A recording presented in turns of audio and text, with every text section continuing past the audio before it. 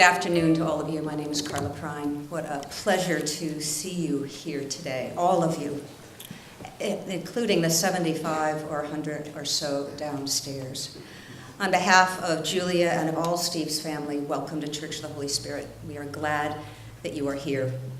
A couple of logistics. Please turn off your cell phones. The music is going to be better than whatever you have on your cell phone. I can tell you that right now. There's one bathroom up, two down. If for any reason you need to leave in the next hour, there's a door there, and there's also one here.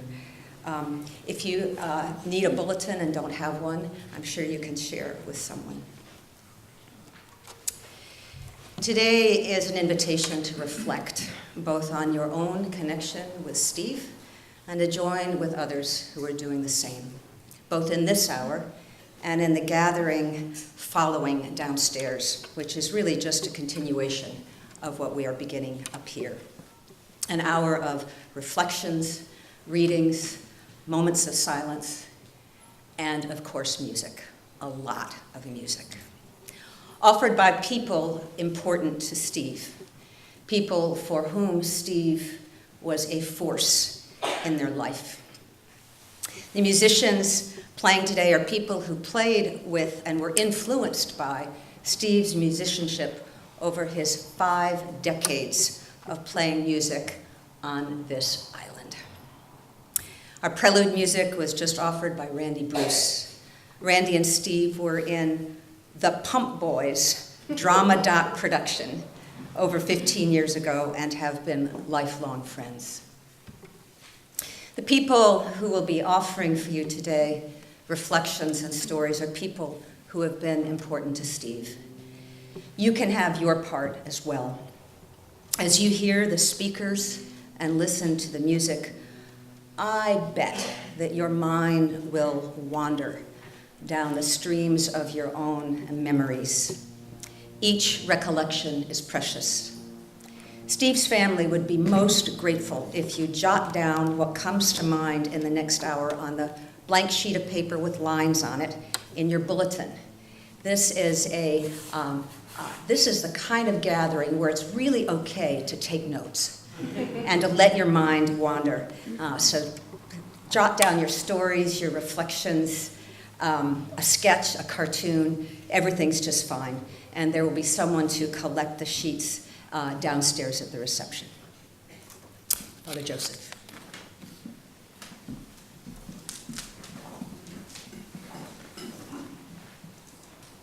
Thank you, Carla.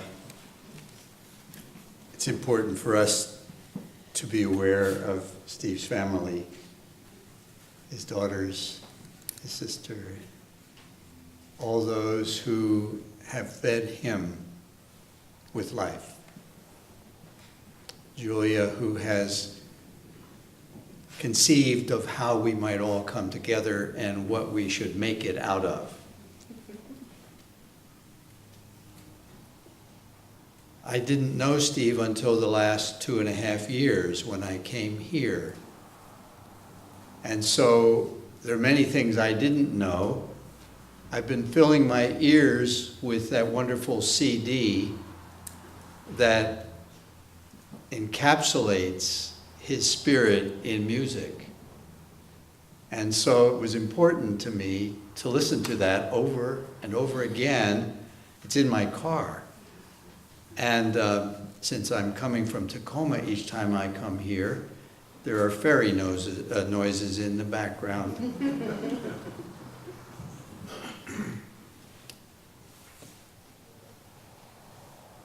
Something about his presence made every moment with him real.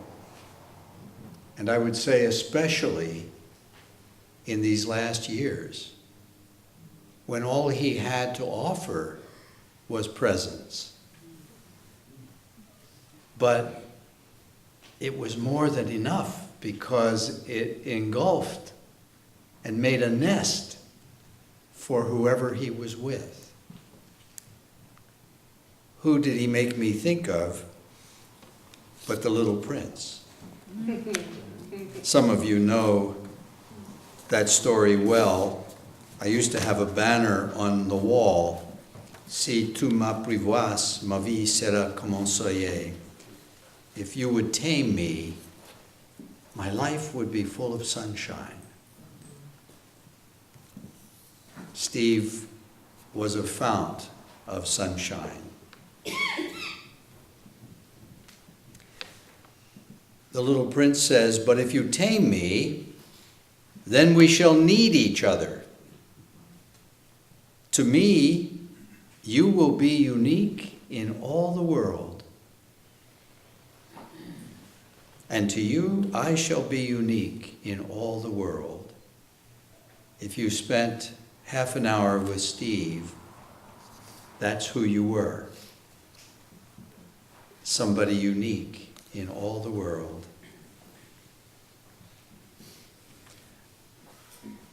I'm a little bored, says the little prince, but if you tame me, my life will be filled with sunshine. I'll know the sound of footsteps that will be different from all the rest. Others send me back underground, but yours will call me out of my burrow like music. Here is my secret. It is very simple. It's only with the heart that one can see rightly. What is essential is invisible to the eye. Steve made an effort to live that out, especially toward the end. The great psychologist Erik Erikson says the last chapter of life is about integrity, and integrity is achieved by somebody who is looking back at his or her life and saying, yes, I accept it. That was my life, and the people in it are my life, and the things that have happened are my life, and the choices I made are my life.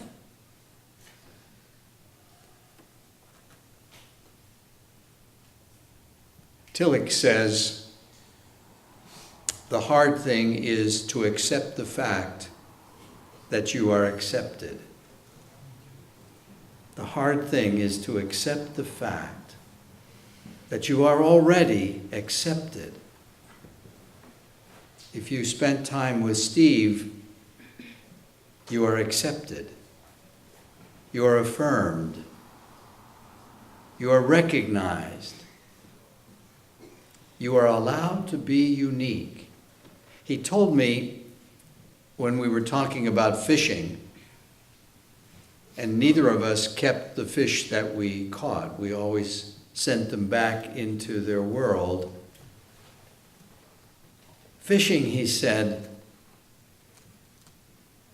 takes patience and time, and if you are a good fisherman, you never get bored. Because you're waiting. You're waiting for the ripple. You're waiting for the flash. Some clue that you are not alone.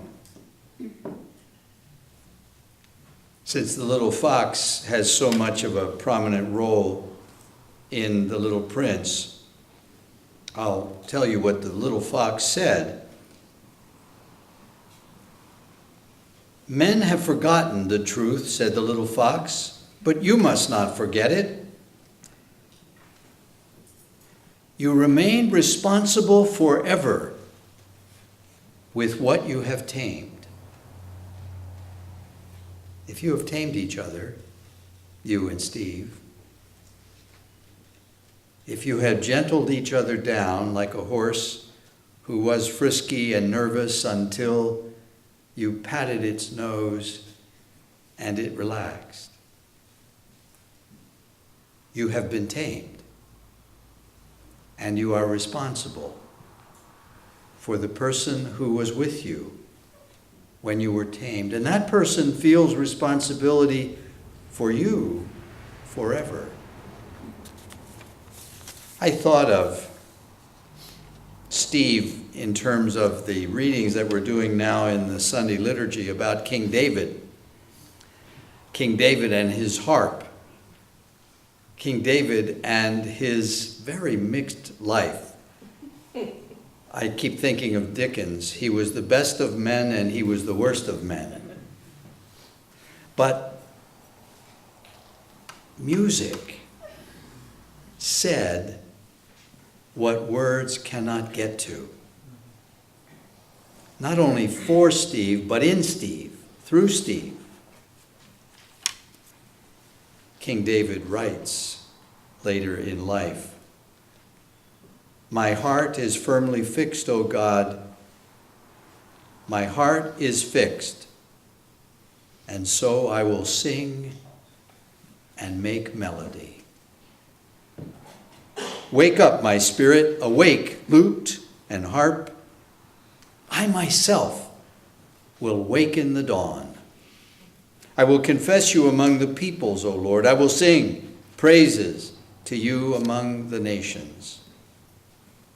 For your loving kindness is greater than the heavens, and your faithfulness reaches to the clouds. Exalt yourself above the heavens, O God, and your glory over all the earth, so that those who are dear to you may be delivered. Save with your right hand and answer me." I was fixing my flat tire on my bike one night and the edge of a steep hill, and it was growing dark, and I couldn't see anything, and everything in my bag kept falling on the ground. And I looked around, and there was a fox watching me fix my tire in the dark. It was a patient fox, and it took a long time. And when I was finished, only then did the fox scamper away, and I knew I was accepted. I knew I was okay. I knew that the world was in the right hands. And I knew that everything I loved was loved by a greater love. And everything I saw was seen by a more careful eye. And every sound and every song I heard was listened to in the heart of God. May the Lord, who brings us together to honor our friend, who has honored us by his presence, allow us to finish the work that he has done with each other and with all the world. The Lord bless him and keep him. Turn his face toward him with a gracious smile, and may his peace become our peace this day and evermore. Amen. Amen. Amen.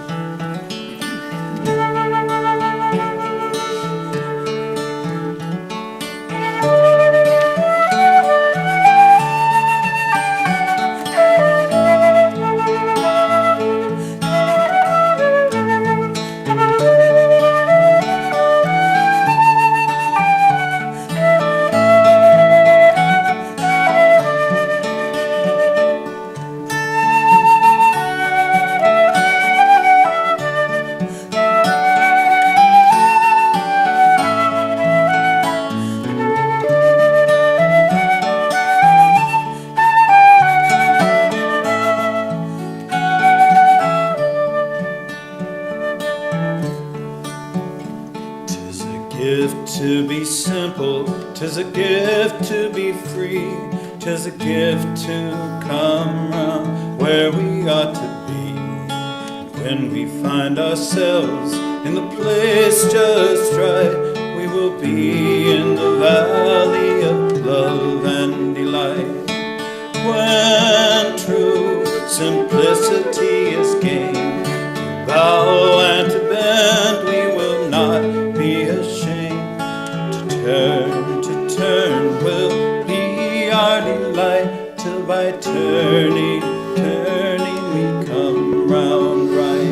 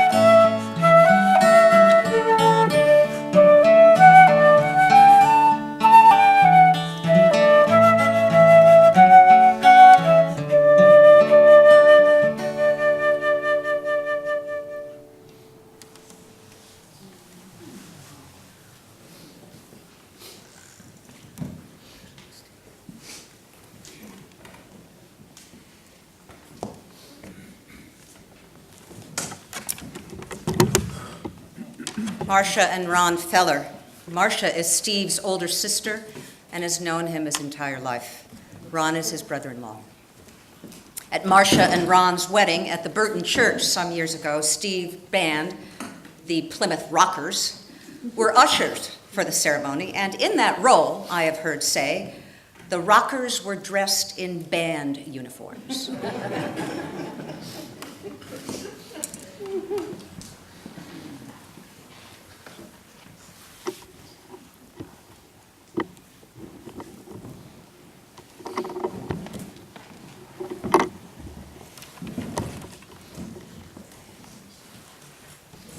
Well, when Julia asked me to speak on behalf of the family about my brother, I said, sure, this is going to be great.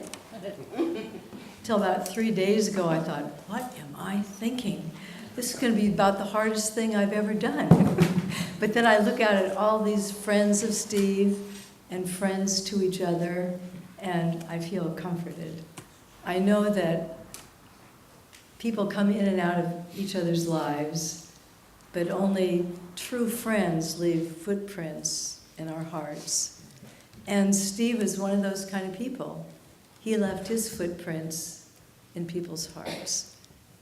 I can remember when he was born, I was 4 years older, and I was so excited because my parents really prepared me for the great event. And here I had a great little brother, and he turned out to be the cutest, sweetest little boy there ever was, with his sparkling eyes and his big smile. And wherever he went, he always had friends, as you know today. We were a fairly typical Southern California family. We had grandparents, aunts and uncles, and cousins who lived nearby. And of course, we always had family to visit and cousins to play with. But we also had family on Vashon. My Aunt Dottie and Uncle Bob, and my cousins Pam, Robin, and Kelly. And so in the summers, we would come up and visit. Well, after several visits, the family decided that we would actually move to Vashon. It was in 1959, and Steve was 10 years old. And when we came to Vashon, it was a perfect fit for him. We lived at the Burton Beach, and just imagine a 10-year-old boy running around on the beach, exploring, going fishing, picking berries. It was the wonder years for him. And that was when he began to make wonderful friendships that lasted throughout his lifetime. Now, Steve wasn't actually real excited about going to school, but he loved to ride the school bus. And this is true. There were 2 buses at Burton. You could take the short bus to the Burton school by going to the Burton store, or you could take the long route. And that came right by our house, went all around the west side, and finally ended up at the Burton School. Well, that was the one Steve wanted to ride. But he would get up extra early to catch the early bus, not only because he liked the long ride, but the bus driver was the best bus driver ever. He would stop whenever there was a salamander on the road, and Steve would hop out and collect that salamander. Well, only on Vashon, right?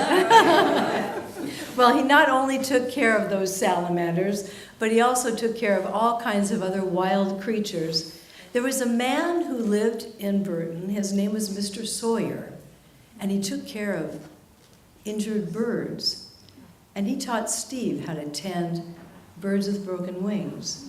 And over the years, Steve actually probably saved the lives of several crows because he took care of them. And he loved fish, as you know, but I can remember in our whole lifetime, he almost always had a big aquarium filled with beautiful tropical fish. And he loved turtles, too. He used to buy little turtles at the pet store. And as they got bigger and bigger and bigger, sometimes he would give them away. But one time he had 3 turtles that were so big, he finally took them to the Woodland Park Zoo. And that's, I hope, where they are today. Well, you mentioned the Plymouth Rockers. And when Steve was in school, he had some great music teachers on Vashon. And that's when he really began to take playing the saxophone seriously. And he and some of his friends formed the first great rock and roll band of Vashon, the Plymouth Rockers. And some of the original Plymouth Rockers are here today. I hope you'll stand when I mention your name. Larry Engel, are you here? He's downstairs. Bruce Williams, are you here? There he is. Thank you, Bruce. Ron Frombach, are you upstairs or downstairs? There's Ron. And then there was Tony Ortega and Andy Larson. But we're so happy that those guys are here today to remember the rock and roll Plymouth Rockers. And it's true, they had this pilgrim outfit. They had the hats and the white collars and cuffs. They were the total pilgrim package. Well, when Ron and I were married at the Burton Church, get this, it was Thanksgiving evening in 1965, and the Plymouth Rockers were the ushers in their full costumes. They were the total Plymouth Rocker package. Anyway, it was great. And for the next 50 years, Steve always found ways to express himself in music, whether it was his sax, or his flute, or his clarinet, or his harmonica. And he grew and grew in many different ways. And he played alongside many of you as well, in small groups or ensembles. And that was his main passion in life, making music. But his other passion was his family. And he had 3 wonderful daughters who are here today. You don't have to stand. Coriel, Krista, and Kalina. And he spent tender moments with his wonderful grandchildren. Tyler and Callie are here. And the little ones, Isabel and Monet, are only 4. They're not here today.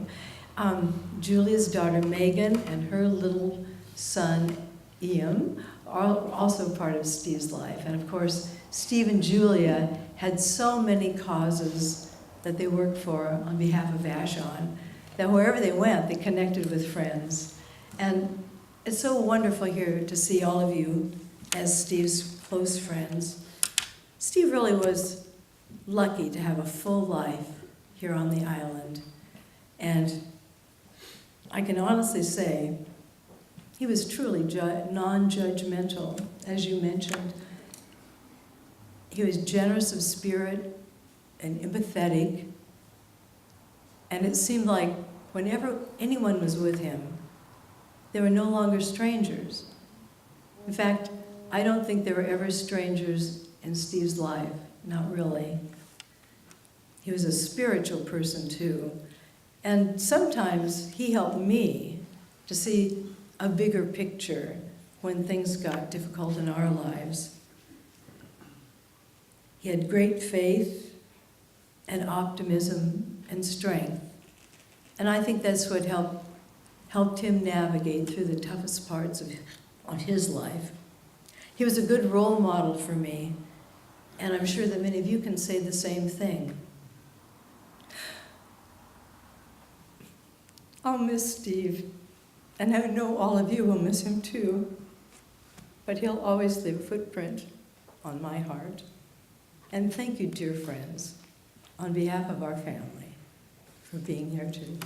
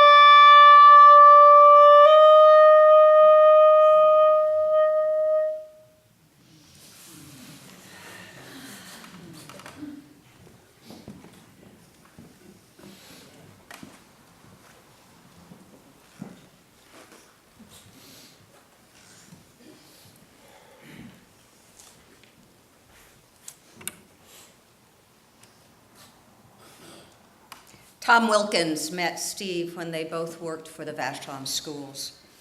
They formed a friendship around playing music and messing around in boats fishing. Tom.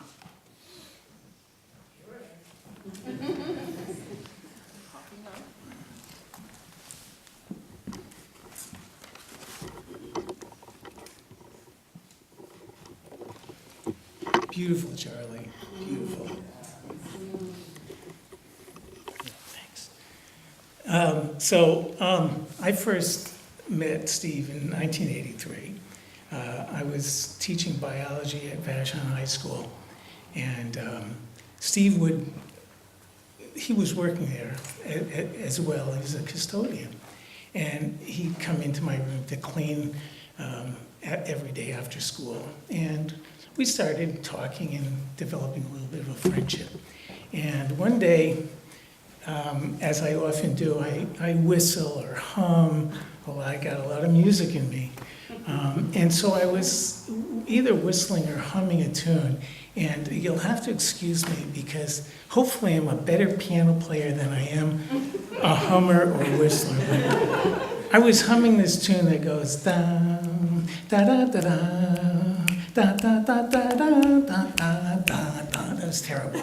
But Steve recognized it. He said, "Hey, You know Coltrane? That's a John Coltrane tune called Impressions.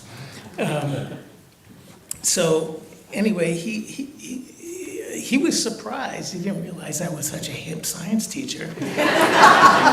And I didn't realize that he was so hip either. And so pretty soon, despite my tune whistling, we started talking about music.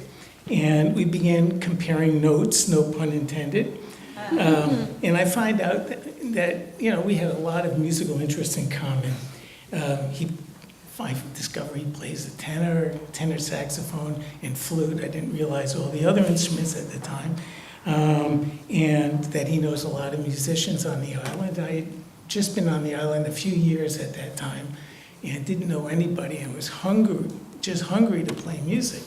And so he introduced me to some people, and we started meeting in my living room. We would play, maybe a couple of times a month. I met Jim Knodel and Chris Darrow on the bass and John Pierce on drums. That was the original group.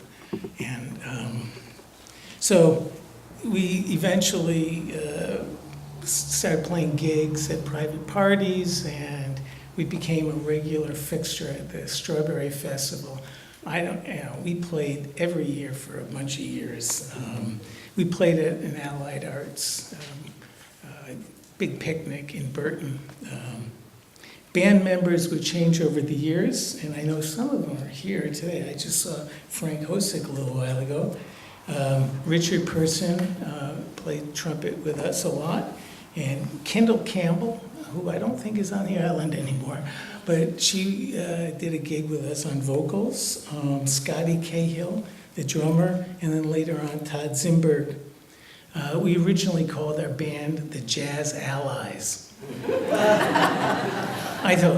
We thought we were so clever. Anyway, but later on we decided we weren't that clever, so we changed it to the Vashon Jazz Ensemble. When we got a performance at the Old Blue Heron, it's funny to say the Old Blue Heron, in '93.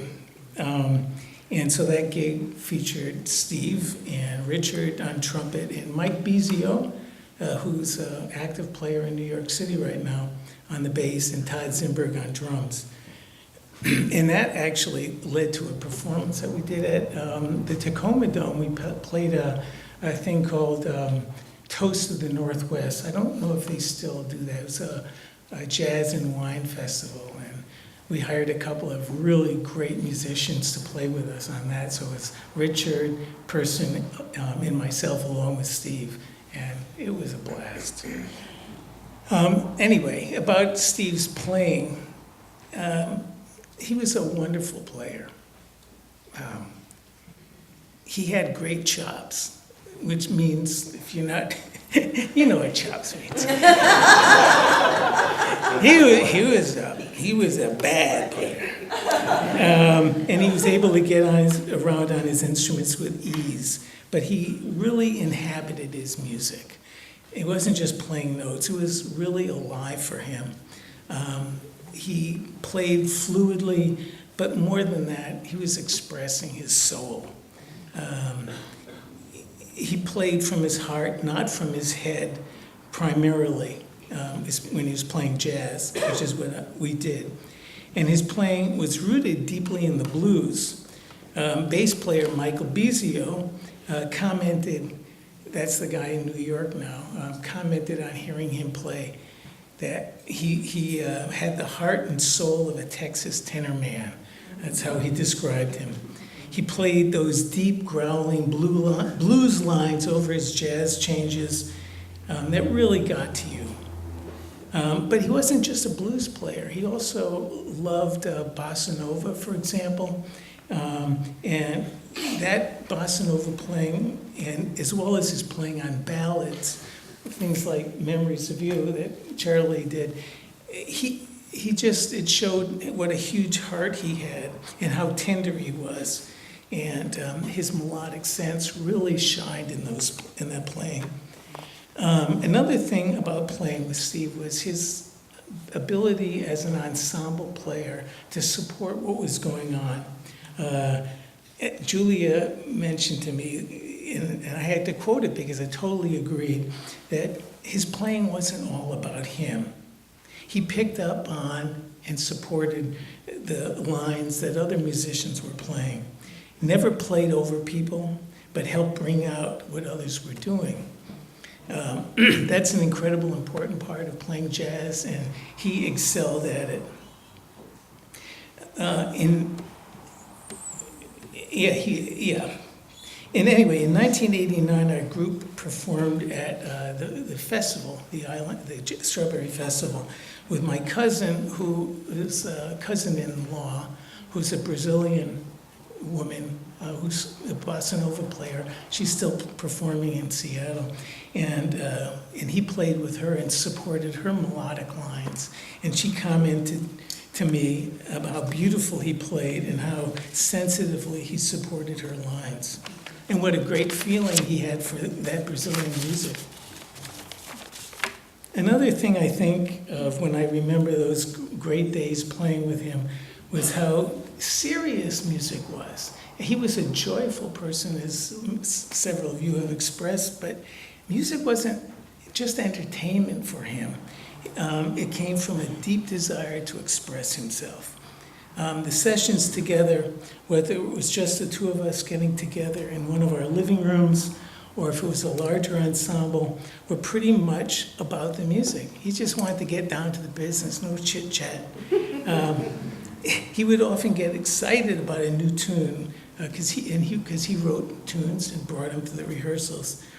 And so, like, I would, be trying to get what he wanted, and he would say, no,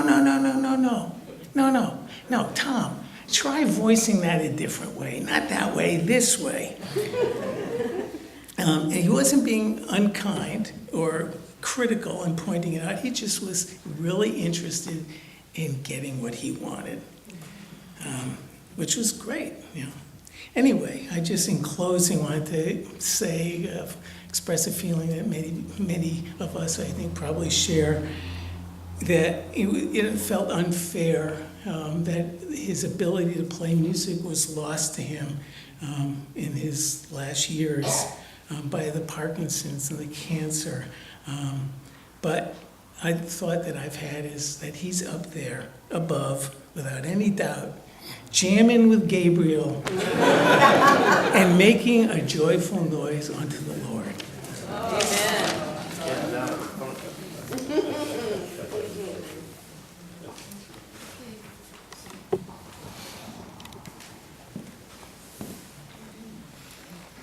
Incidentally, I bought this horn from Steve in 1983, so it's only fitting that I play it.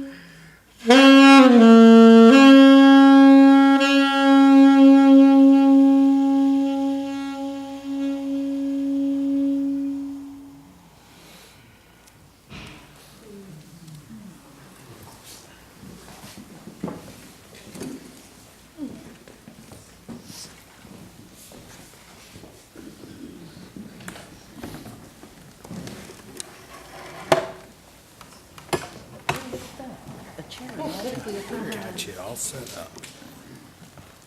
I'll even bring your guitar. God bless you.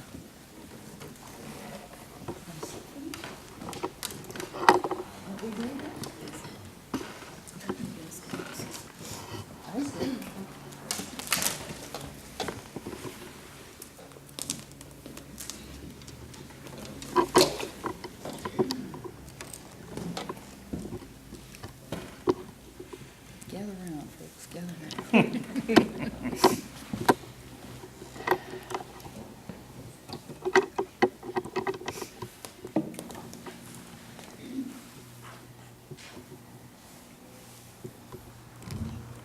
You're on. How's that?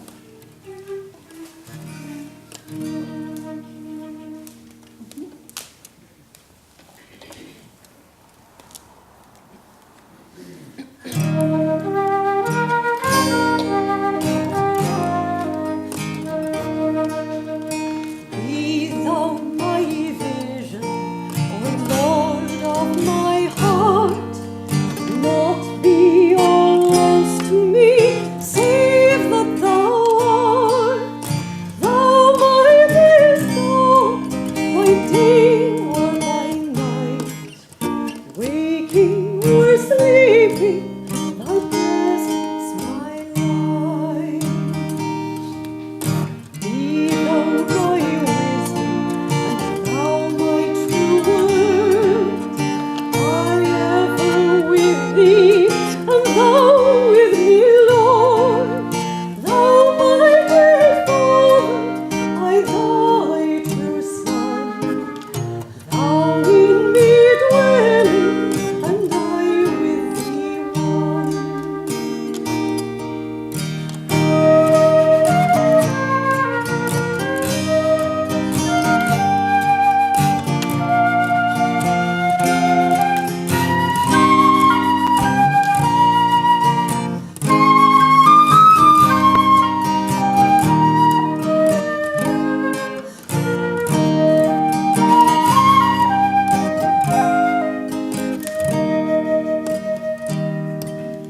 King of heaven, my victory won. May I reach heaven's joy, bright heaven's sun. Heart of my own heart, whatever befall, still be my vision, O ruler of all.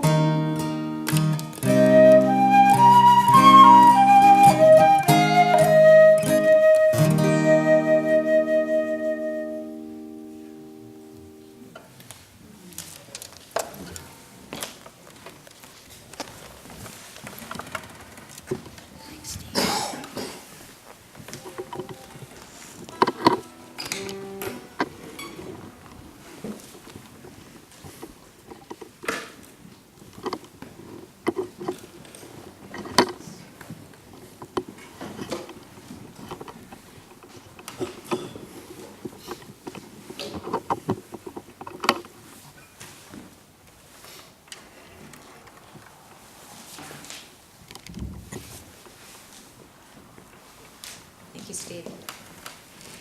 Jerry Joe Carstairs has been an island counselor and family friend over the course of Steve and Julia's entire relationship. Jerry Joe.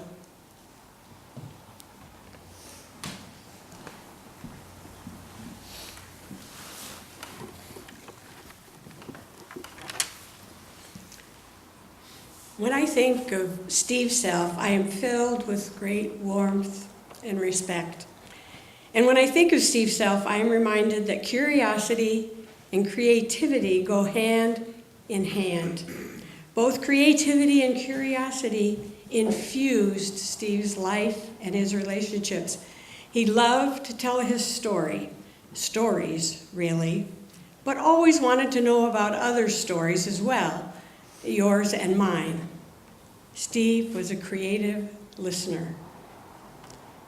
When I first knew him many years ago, I was touched about his passion for being a dad. He loved those girls. He was curious about each of them and their uniqueness. He constantly asked, how can I be the best dad I can be? Those 3 daughters were the light of his life. They brought out his creativity and playfulness, and he brought out theirs. A mutual friend who had known those girls described them, Kalina, Corey, and Krista. The Self girls I knew were strong-willed, caring, smart, and very adoring of their dad. I forgot to add, creative, she said. In my experience, folks who are especially artistic in one area are frequently creative in other areas. Fishing was an art form, really, for Steve. And he and Julia had a business painting homes, and they painted with a flair. We all loved and were often amazed around Steve's music, even if we weren't musicians, as we are today. He wrote it, music, and he played it, he listened to it, he never tired of it. And when he couldn't make it himself, listening to it and sharing it with others was an important part of connection. I remember a period of time when Steve became a photographer. Once when he came to our home, I found him wandering around checking out all the different stacks of firewood. He asked if he could photograph them. Then, not long after that, he was very pleased to have a one-man art show at the bookshop. He was so pleased when he received so many compliments on this wood stack photograph. He proudly gave it to us, and it has always been on our living room wall. At this moment, it's downstairs on the memory table, but it will go right back up on our wall. You may have heard of the words from Canon Scott Holland of St. Paul's Cathedral in London. These are words that have really touched my family, and words that remind me of Steve. I think he would connect with them. And if you were his family, if you played music with him, if you gave him a ride to Minglement or just waved to him, if you saw him smiling in the halls of the community care center, walking Vashon roads, or if you had lengthy, heartfelt, spiritual discussions and conversations with him about fishing or spirituality, you may appreciate these words too. Death is nothing at all. I have only slipped away to the next room. I am I, and you are you.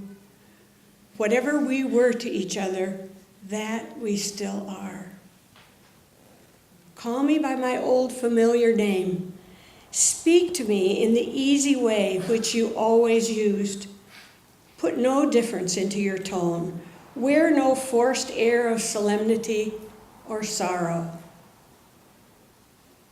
Laugh as we always laughed at the little jokes we enjoyed together. Play, smile, think of me, pray for me. Let my name be ever the household word that it always was.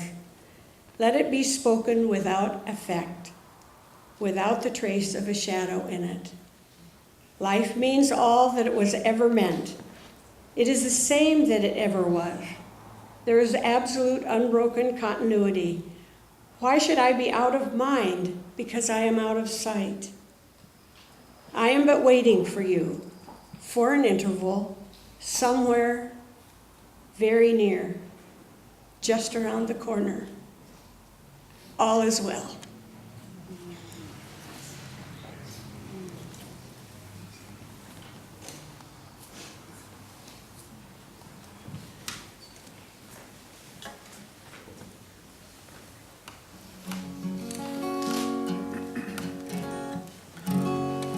So I'd just like to sort of second what Tom said about Steve's music. I think he was a great player, a great technical player, but my favorite thing about his music was the way he could reach down inside himself and play a note that sometimes it'd be one note, and you go, oh my gosh, that came from way down there somewhere. And he could play with such soul, and I love playing slow ballads with him because it just bring out all these great sustained notes that just were beautiful, and you knew that they came from way deep down inside. More than any player I've ever played with, he could play from way deep down inside. And I think that's the way he lived too. It's the way he played and the way he lived. And I played this song with him many, many times, and I would go, take it, Steve, and I couldn't wait for him to take his solo song.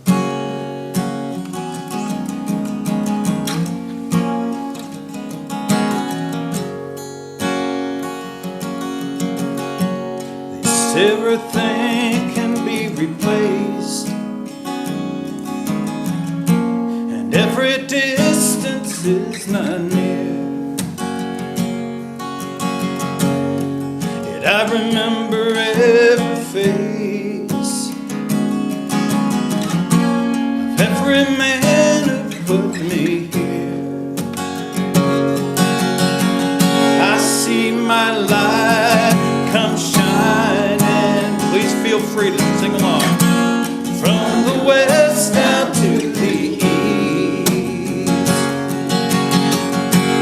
Any day now, any day now, I shall be released. They say every man needs protection. They say every man must fall. Oh, I fear my reflection shining somewhere above this wall.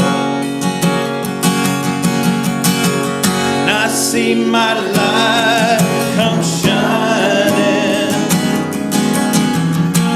from the west down to the east. And any day now, any day now, I shall be released.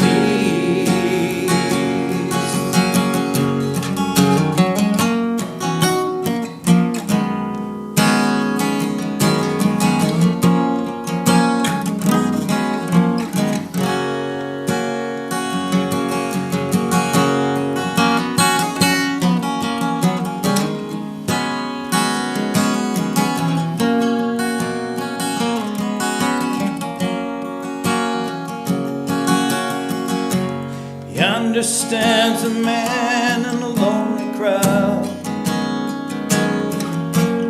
Every man who swears he's not to blame. Yet all day long I hear him crying out so loud, crying out that he was framed. I see my light come shining from the west down to the east. Any day now, any day now, I shall be released. Any day now, any day now, I shall be released.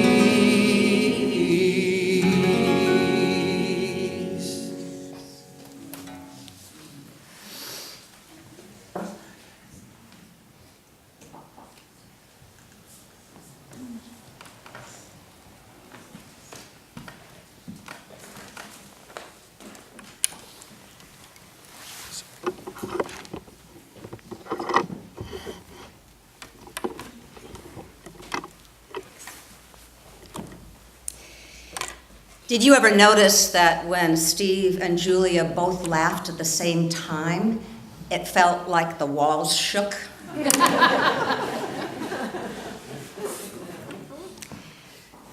Julia and Steve were married for they were together for 27 years. They were married right in this room.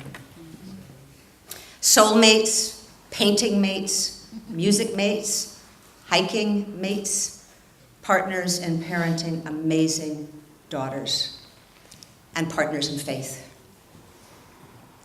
Julia was Steve's companion every step of these last months and years. And ultimately, she was chief midwife to Steve as he moved across to the farther shore. Passionate about this island, passionate about the earth, Julia leads. And she leads with her heart, whether zero waste Vashon, gardening for the food bank, and doing just about every ministry at Church of the Holy Spirit. If Julia is your friend, you are blessed.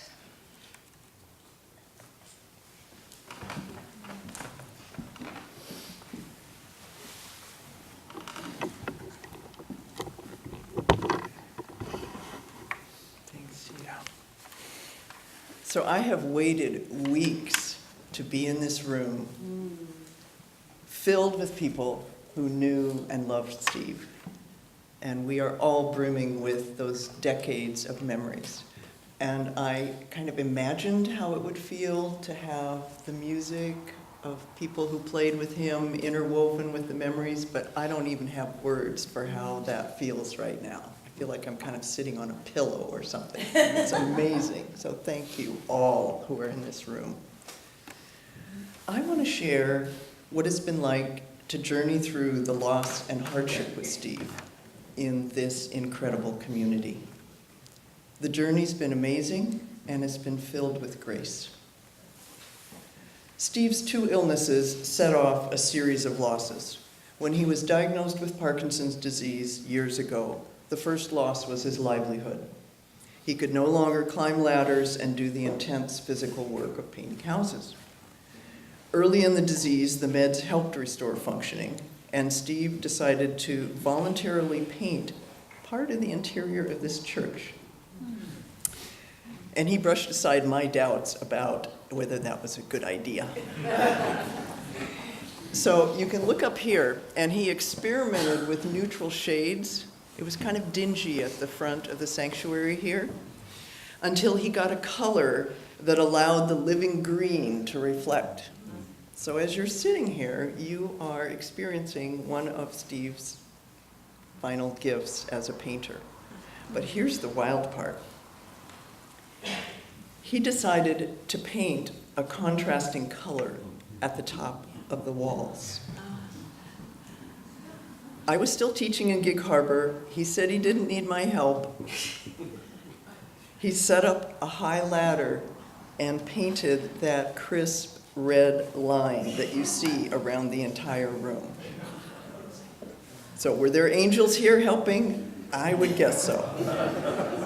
And I still look up in amazement every time I am in this church and think, a guy with Parkinson's painted that line all the way around? So with forced retirement, Steve spent a lot of time around the shores of Vashon. As you can have heard, he had boats, he fished and worked on salmon restoration projects, and he walked the beaches. He took up nature photography, and he had shows locally. The Booth Gardner Center at Evergreen Hospital, which was his treatment area, requested artwork from patients, so Steve submitted photos. If you stop by the center in Kirkland, which is right off I-5, the entire 3rd floor that serves neurology patients has large format pictures, and I mean large, of Steve's work. And all of the scenes are Vashon. So treat yourself someday. With the progression of Parkinson's, Steve's circle of activities began to shrink. Boats were sold, he stopped using the camera, but the biggest loss, as you can imagine, was when he stopped playing music. Steve lived with an open, trusting heart, and that flowed right through his music. As Charlie Parker said, if it ain't inside of you, it can't come out of your horn. And such intensity and tenderness flowed out of his music. In 2015, he had troubling medical symptoms that repeated medical visits could not diagnose. In March, a friend drove us to Swedish hospital, and he was diagnosed with multiple myeloma, which is a cancer of the bone marrow. His spine was fractured in 7 places. The cancer pulled the calcium out of his bones and into his bloodstream, and circulating in his brain prevented him from thinking logically. And a very long recovery process began. I had to hire nighttime caregivers so that he could be assisted in and out of bed safely. And a friend asked what help we needed, and I said, a bank account for donations. So the account was set up, and the generosity of people in this community brought me to tears so often. I was writing checks for thousands of dollars of care every month, and that account continued to flow with donations. Sometimes the donors disclosed their identities. Most of the time it was anonymous, so I just walked around Vashon thinking, I'm surrounded by people who care about us and are taking care of us. In town, people would stop to ask how Steve was doing and to say they were praying for him. And Islanders have held us in love and generosity through so many difficult years.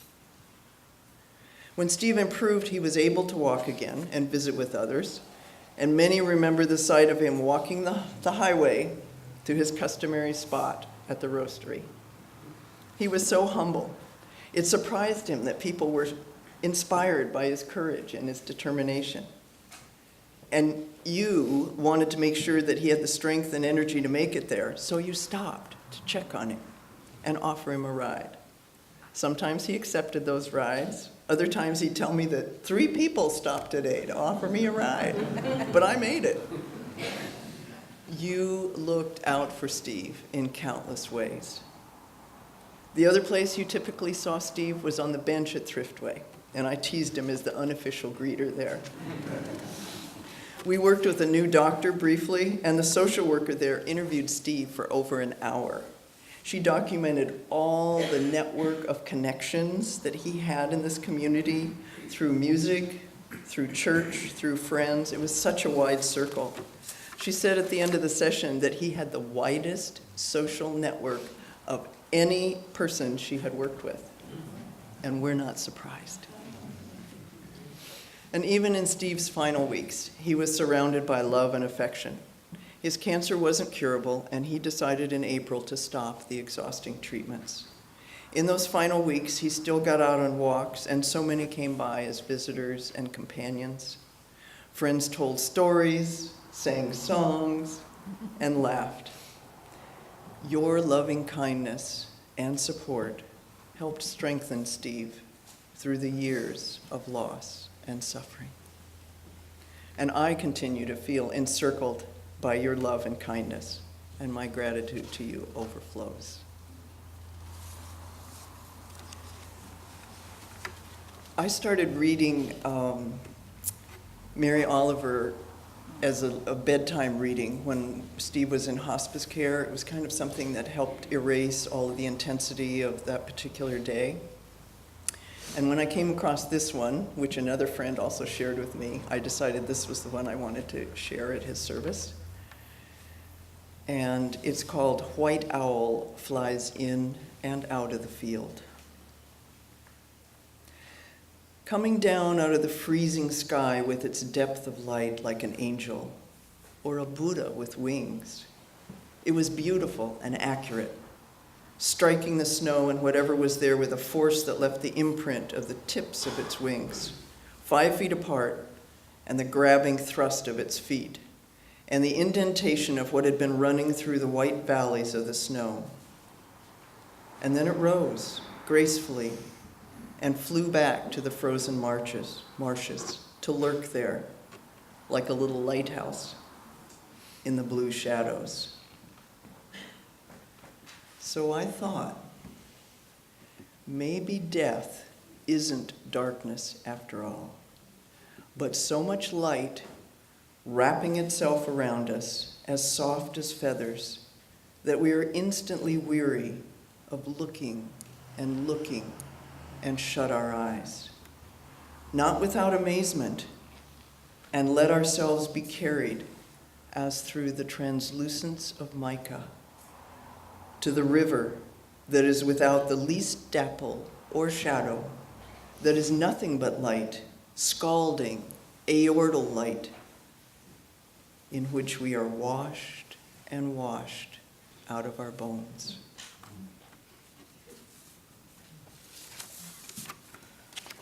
And a final blessing for Steve.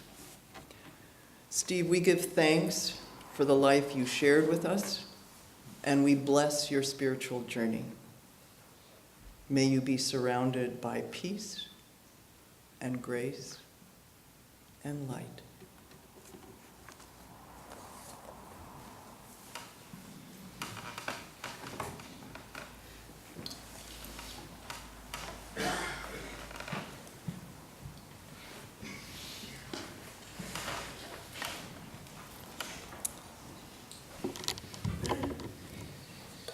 Steve had a very wide musical interest. I mean, he was a great saxophone player, great jazz player, great rock and roll player, and great blues player all around. And he and I used to get together and play the harmonica together. And this was a tune that he really liked, and it's called Glory in the Meeting House.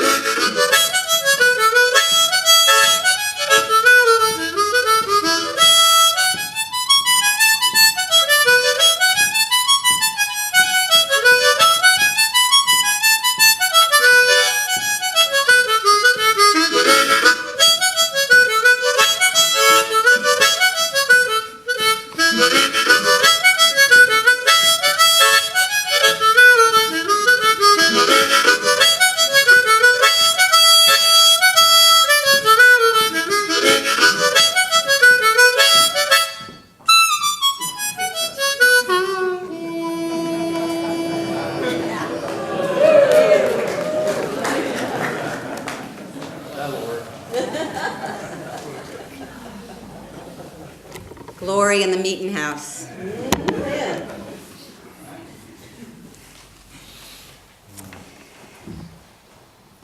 Julia and Steve, Steve and Julia, to meet them was to feel like family lickety-split. When we came to this island in 2010, Steve was one of the first people to say howdy. I was struck at once by his merry and mischievous eyes and his wonderful speaking voice. Steve had a voice that could melt rock. A forever islander, nonetheless, to Steve, we weren't new to the island people. He welcomed my husband Eric and me as if we were old friends. We belonged. Guess we had sufficient Vashon weird in us. And his island stories, all 10,000 of them, helped us to feel like we had been here forever. And so, a recent story you may not know. Steve has loaned his Selmer saxophone to a local music teacher who each year finds a promising student in the Vashon schools and offers that student this valuable sax to play during the school year.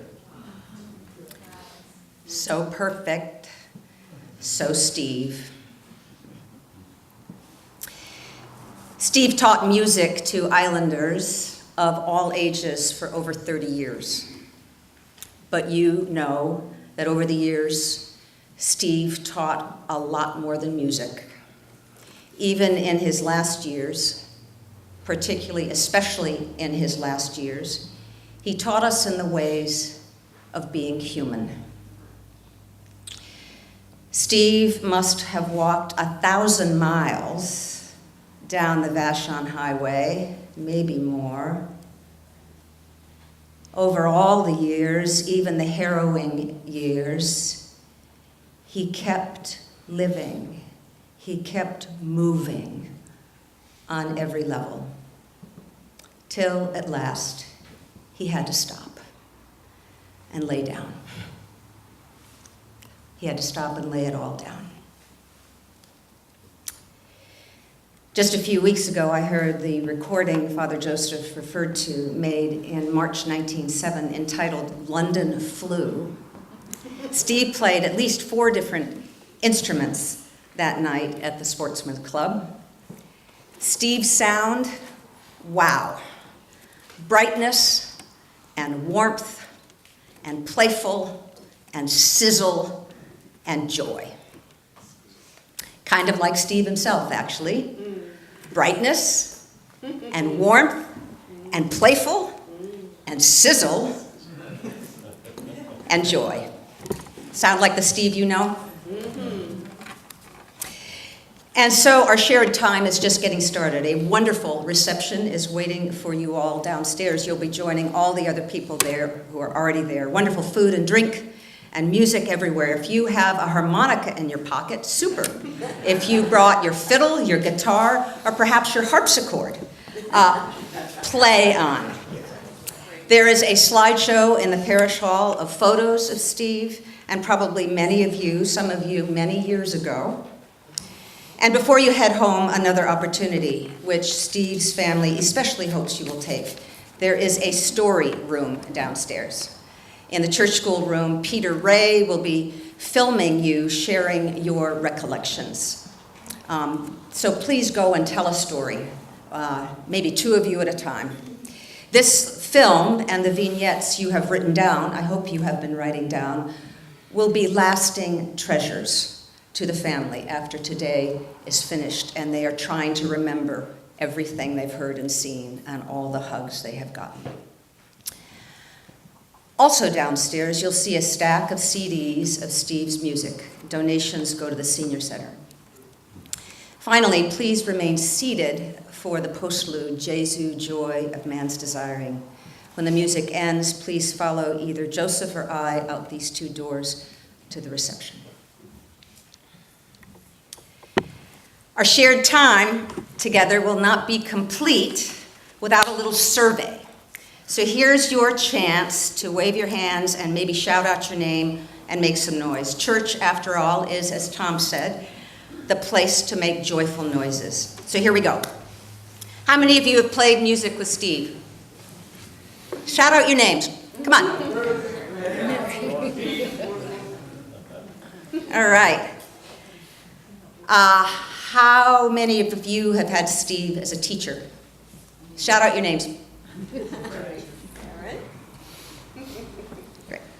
Who has had a family member who studied music with Steve? Your kids? Yeah, you have? All right. And how many of you have heard Steve play? All right. Well, let us pray. Blessings of the mystery, the love, which holds us all. The one from whom all the music comes, and the silence too. Blessings from the one who sung the world into being, and whose song keeps the planets moving in their courses. Who is the same one who helps each of us to discover our own life's melody, and the one whom we find in our stillness, and is the very one whose voice we will recognize, calling us by name when our work here is done and love and beauty and joy call us homeward. And so from all of us, I invite you to raise your hand in blessing Steve with me. Will you raise your hands with me? Blessing, Stephen. Depart in peace, brother. Peace and much joy. And play on. Play on. The one who sung you into being is welcoming you to a much larger and wilder jam session. Which instrument will you pick up first? Play on, brother. We'll be listening. Truly we will. And we say, play on. Play on.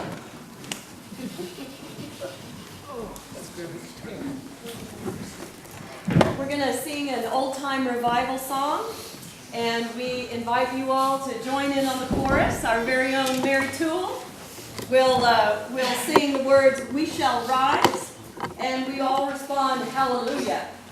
She sings, "We shall rise," and we respond, "Amen, we shall rise."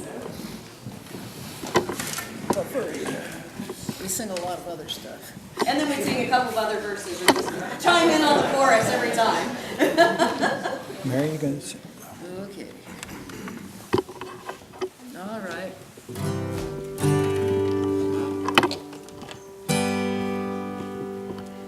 In that resurrection morning, when the trump of God shall sound, we shall rise, hallelujah, we shall rise.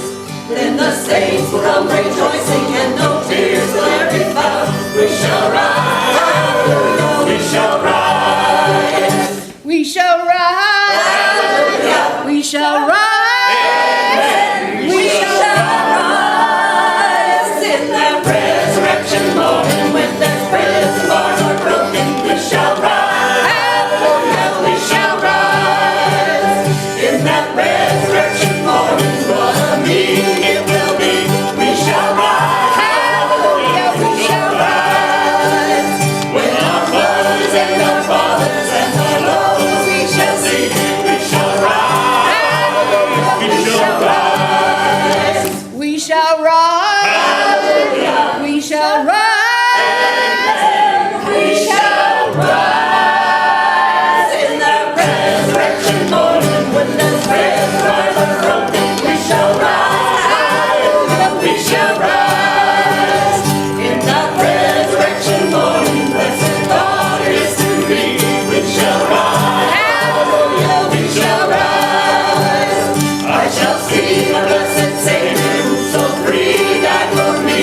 We shall rise, hallelujah, we shall rise. We shall rise. Hallelujah. We shall rise. We shall rise in that resurrection morning, when death's prison bars are broken. We shall rise. We shall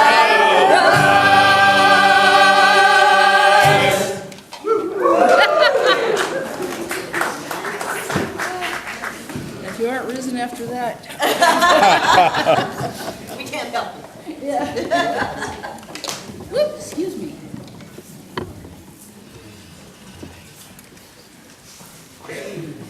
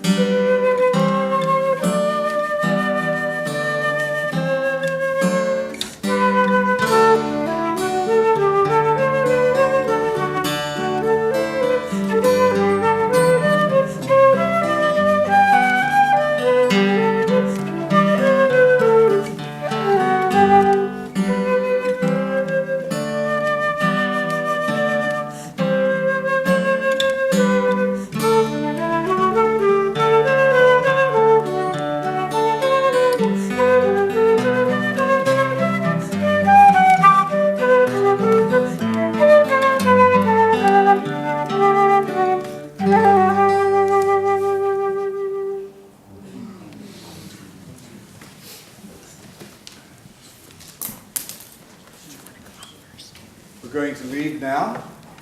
Carla will go out that door, and I will go out this door, and you can go with either one of us, except the back people shouldn't go out the front door.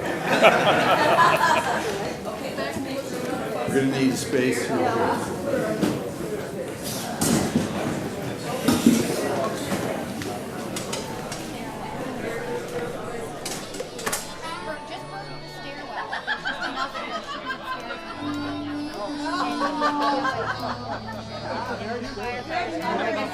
There's Vashon right there. Paradise Valley.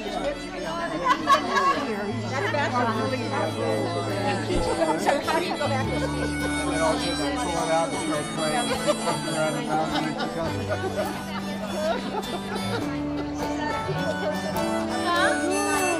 We'll have to get that in. I'll write the sermon and You do the words, I'll do the music.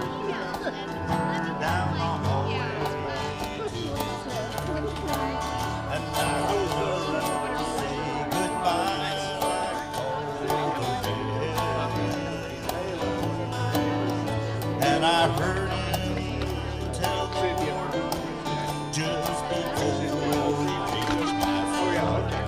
let my guitar play and friend my request. Let him sing me back home the songs I used to make my old memories come alive and bear me away and turn back. Sing me back home before I die. So I sang of old Kentucky and the mountains, the old oak tree and the green, green grass of home. And I thought I saw the ghost arms grow wide as they led him down the hallway to his death. Won't you sing me back home the songs I used to make my old memories come alive and bear me away to turn back. Sing me back home before I die. Come on, Mr.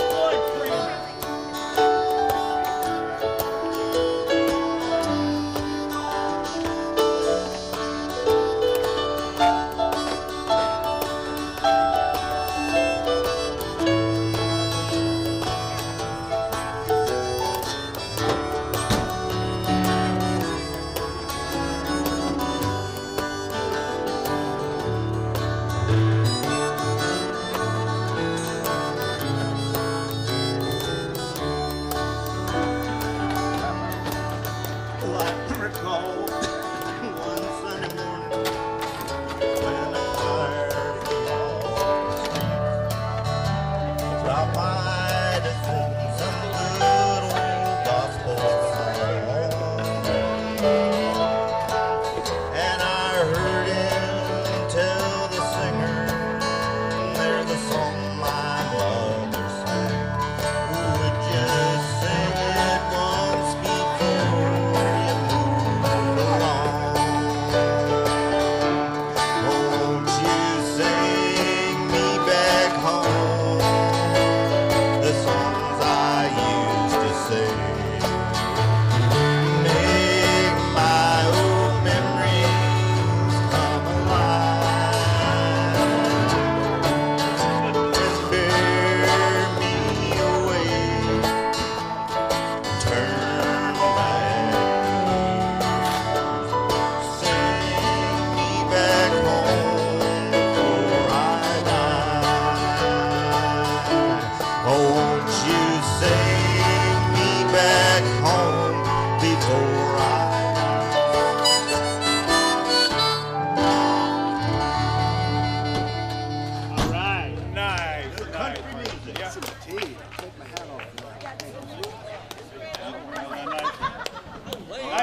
Nice Floyd Kramer, you know. Yeah, nice, yeah. Way to go, Floyd. Yeah, Floyd. He was Floyding it, yes.